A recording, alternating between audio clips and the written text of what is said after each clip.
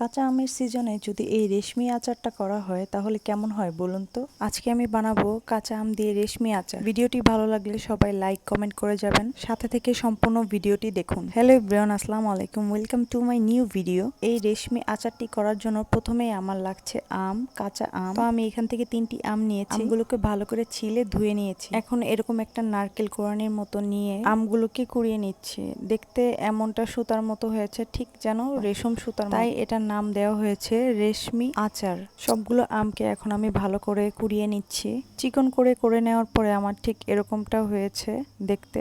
এখন আমি এগুলোকে ভালো করে ধুয়ে নিব। 2-3 বার ভালো করে ধুয়ে নিচ্ছি আমি আমটাকে। ধোয়া শেষ হয়ে গেলে এখন আমি লবণ পানি দিয়ে কিছুক্ষণ রেখে দিব, প্রায় 10 থেকে 15 মিনিটের মতো।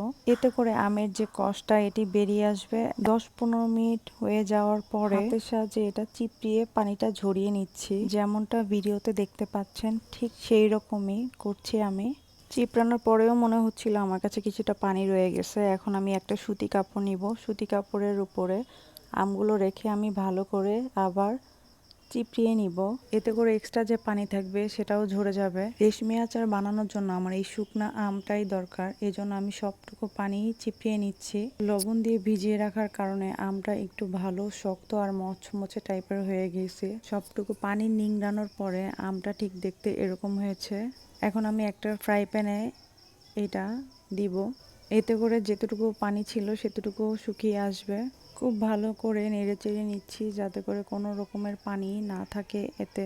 যখন দেখব এটা একদম ঝরঝরে হয়ে গেছে, পানি একদম চলে গেছে বা শুকিয়ে গেছে, এই পর্যায়ে আমি চিনি দিয়ে দিব পরিমাণ মতো। আপনারা যে যেরকম মিষ্টি খান সেই পরিমাণে মিষ্টি দিবেন। তারপর চিনি দেওয়া শেষ হলে আমি এখন দিয়ে দিব হচ্ছে সিরকা।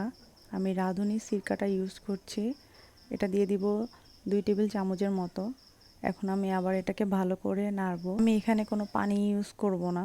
চিনি দিলে আম থেকেই পানি ছাড়বে, ওই পানি দিয়েই আমটা সেদ্ধ হয়ে যাবে।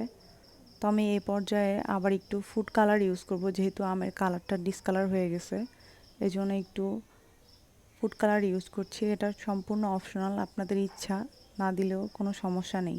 এই যে আপনারা দেখুন চিনি থেকে যেই শিরাটা বের হয়েছে ওইটা দিয়েই আমি হচ্ছে এটা রান্না করছি। এখন আমি একটু 5 ফোড়নের গুঁড়ো দিয়ে দিচ্ছি। গুঁড়ো দিয়ে নেড়ে চেড়ে যখন দেখব পানিটা শুকিয়ে আসছে সেই পর্যায়ে আমি নামিয়ে নিব।